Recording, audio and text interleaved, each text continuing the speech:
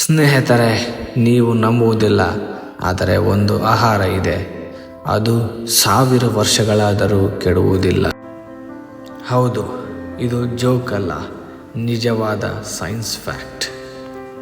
ಅದು ಬೇರೆ ಯಾವುದೂ ಅಲ್ಲ, ನಮ್ಮೆಲ್ಲರಿಗೂ ಗೊತ್ತಿರುವ ಜೇನು. ಸ್ನೇಹಿತರೆ, ಜೇನು ಯಾಕೆ ಕೆಡುವುದಿಲ್ಲ ಅಂದರೆ ಅದರಲ್ಲಿ ನೀರಿನ ಪ್ರಮಾಣ ತುಂಬ ಕಡಿಮೆ ಇರುತ್ತದೆ ಮತ್ತು ಅದು ಬ್ಯಾಕ್ಟೀರಿಯಾ ಬೆಳೆಯುವುದನ್ನೇ ತಡೆಯುತ್ತದೆ.